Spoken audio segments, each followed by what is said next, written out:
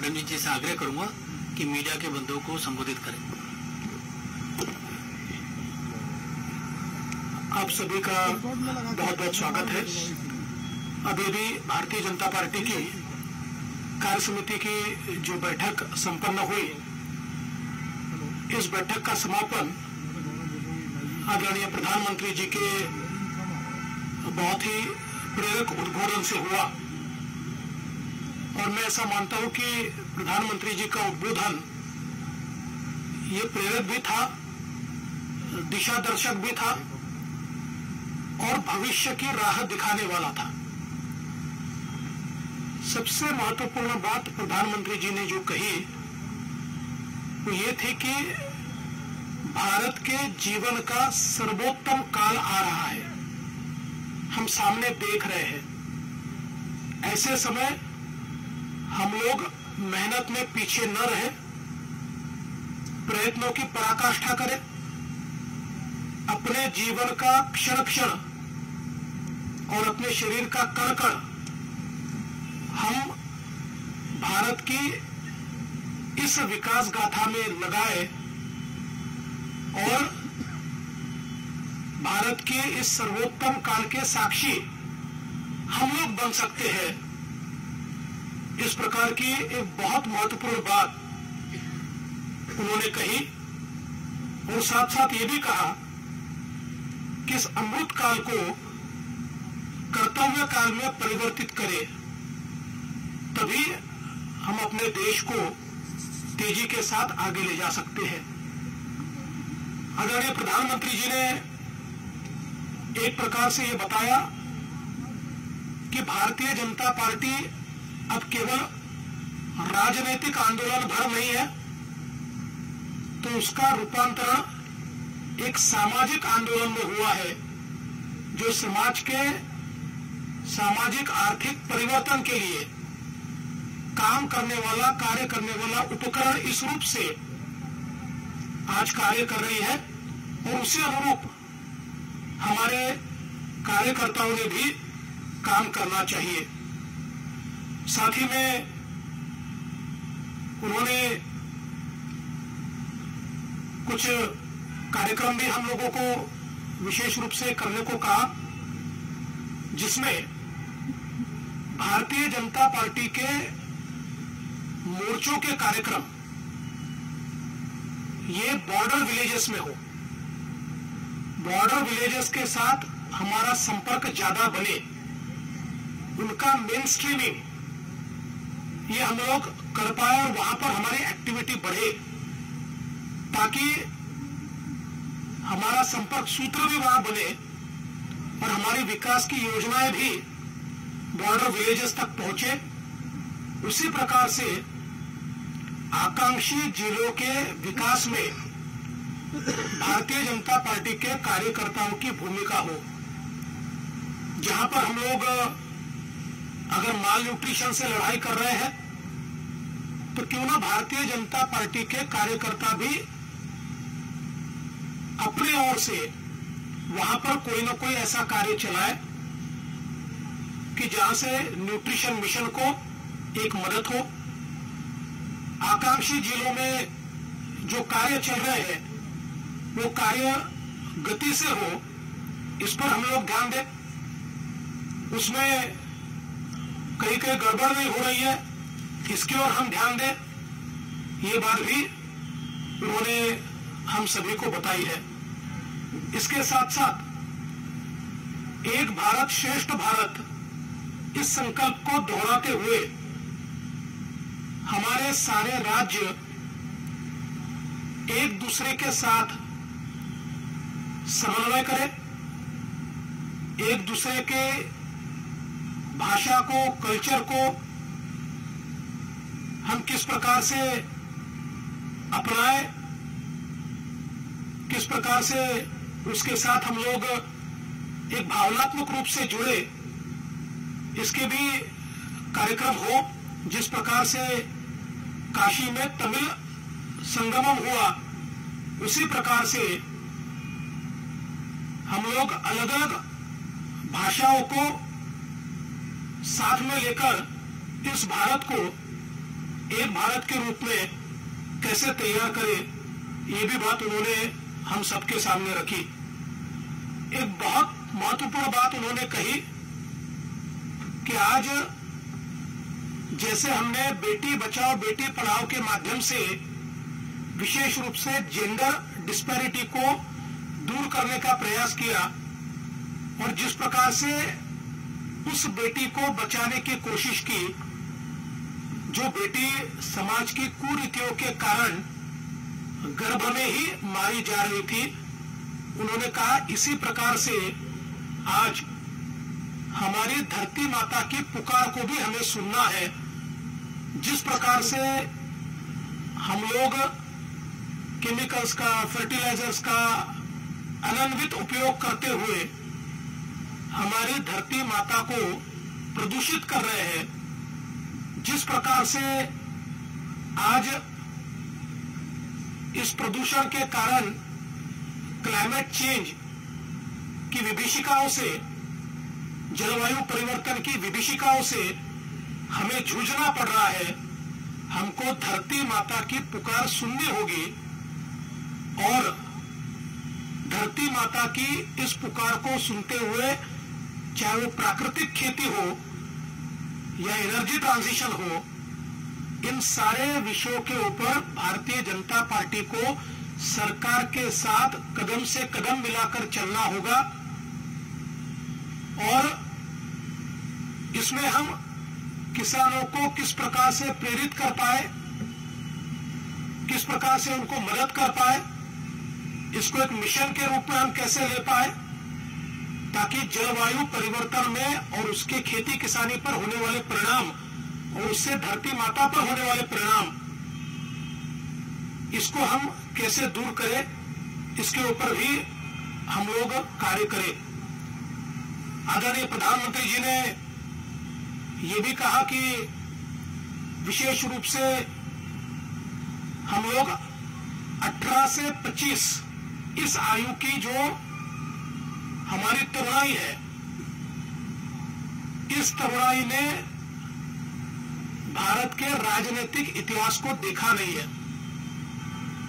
उन्हें पता नहीं है कि भारत में पिछली सरकारों में किस प्रकार से अनाचार, दुराचार और भ्रष्टाचार देखा गया, किस प्रकार का कुशासन था और कहां भारत आज चलते हुए आया है और किस प्रकार से हम सुशासन की ओर जा रहे हैं। इसलिए 18 से 25 इस आयु के जो हमारे युवा है, इनमें भी जागृति तैयार करना, इनको भी लोकतंत्र के मूल्यों के साथ जोड़ने की कोशिश करना, और साथ साथ किस प्रकार से के कुशासन से हम सुशासन की ओर आए हैं, ये बताकर उनको सुशासन के साथ जोड़ना, और सुशासन का महत्व क्या है, सुशासन से देश कैसे परिवर्तित होता है, ये सारी बातें उन तक पहुंचाने का काम भी भारतीय जनता पार्टी को आने वाले दिनों में करना है। साथ साथ भारतीय जनता पार्टी भाजपा जोड़ो अभियान चलाएगी, जिसमें सभी लोगों को भारतीय जनता पार्टी के साथ जोड़ने का प्रयास हम करेंगे। और प्रधानमंत्री जी ने एक बात बहुत स्पष्टता से बताई कि हम लोगों को संवेदनशीलता के साथ समाज के सभी अंगों के साथ अपना रिश्ता जोड़ना है। आज भारतीय जनता पार्टी सभी समाजों तक पहुंची है, लेकिन कहीं पर अगर कोई कमी है तो उसको भी दूर करना होगा। और साथ साथ ये भी संदेशा उन्होंने दिया कि ये सारी चीजें करते हुए केवल वोट की चिंता मत कीजिए, वोट के लिए ये सारी चीजें मत कीजिए, हमें देश और समाज को बदलना है, ये हमारा कर्तव्य है। कोई वोट दे या न दे, अगर हम इस सामाजिक काम को आगे करते जाएंगे, लोगों को जोड़ते जाएंगे, तो लोग हमारे साथ जुड़ेंगे। इसलिए कोई राजनीति का विचार न करते हुए हम समाज नीति को लेकर किस प्रकार से अपने देश के इस अमृत काल को नए रूप से परिभाषित कर पाए, इसकी ओर भारतीय जनता पार्टी ज्यादा ध्यान दे। एक और चीज प्रधानमंत्री जी ने भारतीय जनता पार्टी के हम सभी को बताई है कि भारतीय जनता पार्टी एक ऐसी पार्टी है जिसमें बड़े पैमाने पर सदस्यता होती है और एक लोकतांत्रिक प्रक्रिया से यहां सभी का चयन होता है, लेकिन हम लोग इन सदस्यों का सम्मेलन नहीं करते और इसलिए उन्होंने भारतीय जनता पार्टी को ये सूचना की है कि जो हमारे प्राथमिक सदस्य हैं, जो हमारे प्राइमरी मेंबर्स हैं, ये प्राइमरी मेंबर्स का भी हम लोग एक सम्मेलन करें, हर डिस्ट्रिक्ट में वो सम्मेलन करें और उसकी भी रचना आने वाले दिनों में भारतीय जनता पार्टी करेगी। कुल मिलाकर मैं ये कहना चाहता हूं कि आज का भाषण ये किसी राजनीतिक नेता का भाषण नहीं था, किसी पॉलिटिकल लीडर का भाषण नहीं था, एक स्टेट्समैन का भाषण था जिसमें पार्टी से भी ऊपर देश और देश के लिए पार्टी, इस प्रकार की संकल्पना हमारे सामने प्रधानमंत्री जी ने रखी है और मेरा विश्वास है कि जो मार्ग प्रधानमंत्री जी ने दिखाया है उस पर भारतीय जनता पार्टी चलेगी और इन सारे संकल्पों को पूरा करेगी, क्योंकि प्रधानमंत्री जी ने एक बहुत अच्छी बात कही कि जो संकल्प करता है वही इतिहास रचता है और भारतीय जनता पार्टी को संकल्प भी करना है और भारत के लिए इतिहास भी रचना है। कोई सवाल हो? न्यूज 24 से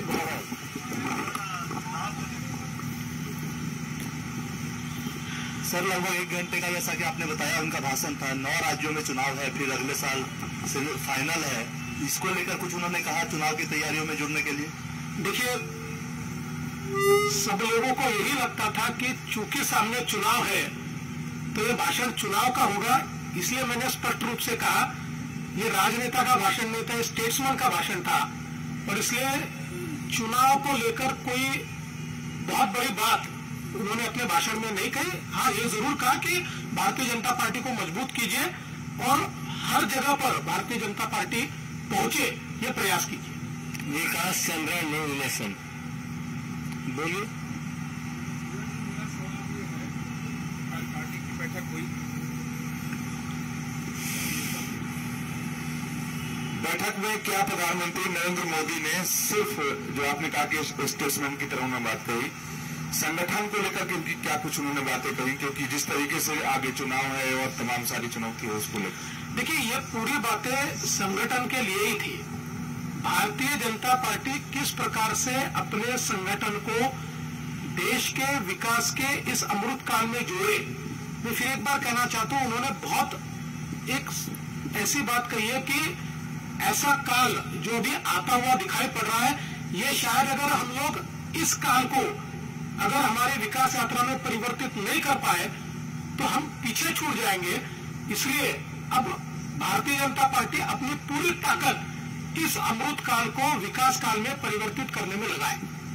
स्मृति का करमचंद्रन, हिंदुस्तान टाइम्स। सर, पिछली बार पीएम ने बोला था कि there should be an outreach towards the minorities, especially the marginalised minorities among the Muslims. उसका कोई रिव्यू हुआ कि वो कितना हो पाया है और do you get a similar kind of a directive this time also? देखिए, जो पिछले बार कहा था उसका एक कार्यक्रम भी भारतीय जनता पार्टी ने तैयार किया और प्रधानमंत्री जी हमेशा कहते हैं कि जब तक समाज के मार्जिनलाइज्ड लोग जो है वो किसी भी समाज के हो उनको मुख्य धारा में नहीं लाएंगे तब तक देश की विकास यात्रा अधूरी होगी और भारतीय जनता पार्टी लगातार ये प्रयास भी कर रहा है। विकास भदौरिया, एबीपी। सर, आपने कहा प्रधानमंत्री जी ने बोला कि धरती माँ की पुकार सुनना भी जरूरी है। उन्होंने किस कंटेक्स्ट में ये बोला? क्या कोई एग्जाम्पल दिया अपने भाषण के दौरान? जी देखिए, उन्होंने ये कहा कि जिस समय हमारे यहाँ पर एक जेंडर डिस्पैरिटी तैयार हुई थी, उस समय हम लोग ये कहते थे कि जो पेट में बच्चियां है उनकी पुकार सुनिए। उनको जन्म लेना है, उनको इस धरती पर कुछ करना है। वो जैसी पुकार हम लोगों ने सुनी, आज उसी प्रकार की एक पुकार धरती माता कर रही है कि मैंने आपको सब दिया, मैंने आपको पेड़ दिए, मैंने आपको अनाज दिया, लेकिन आज मेरे साथ जो व्यवहार हो रहा है, ये व्यवहार एक प्रकार से विनाश की ओर ले जा रहा है। और ये धरती माता की जो पुकार है, इसको हमको सुनना होगा।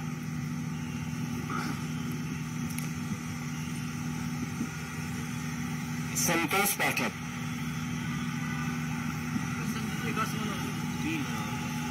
देवेंद्र जी, आपने कहा कि कार्यालय की बैठक में प्रधानमंत्री जी ने कहा कि संवेदनशीलता के साथ समाज के सारे तबकों के साथ रिश्ता कायम करना है, तो क्या कुछ खास तबकों का उन्होंने नाम भी लिया, जिक्र भी किया? नहीं, देखिए, समाज के सभी तबकों का अर्थ ये होता है कि सारे के सारे, उसमें पर्टिकुलर ये तबका या वो तबका नहीं, समाज के जितने पिछड़े हैं ये सभी को हम लोग किस प्रकार से मुख्य धारा में ला पाए, इसका प्रयास हमको करना है। Devendra ji, I am Aditi Tandon from the Tribune. I just wanted to ask that opposition's negative propaganda and campaign against the Prime Minister featured in the political resolution. Did the Prime Minister comment on the opposition's role in Amrit Kal?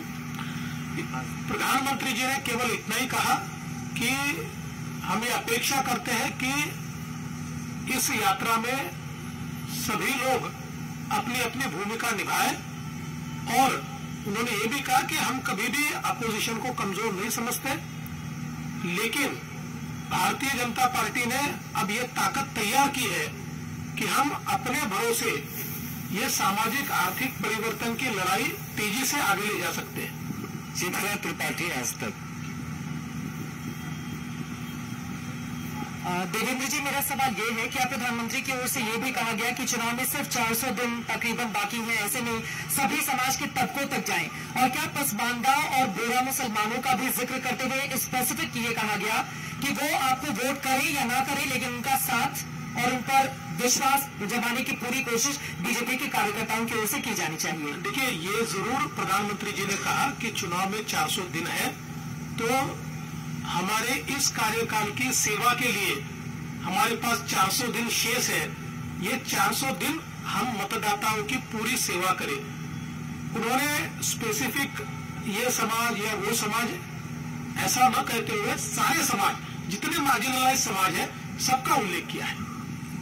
Thakur, Devendra जी, आपने कहा कि 18 से 25 आयु वर्ग बने हुए हैं।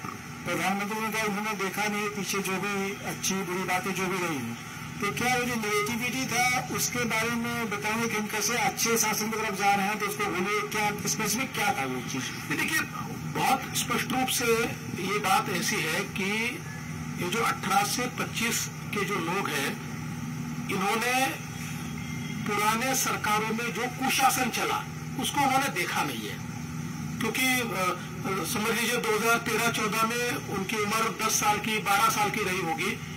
तो सुशासन और कुशासन का अंतर क्या है? जब हम लोकतंत्र में काम करते हैं तो लोकतंत्र में सुशासन से किस प्रकार से प्रगति होती है, इसका एक कंपैरेटिव इस प्रकार का एनालिसिस करते हुए अगर हम उनके पास जाएंगे तो उनका लोकतंत्र में विश्वास भी बढ़ेगा और साथ साथ कुशासन और सुशासन का अंतर भी उनको समझेगा। थैंक यू, बहुत बहुत धन्यवाद।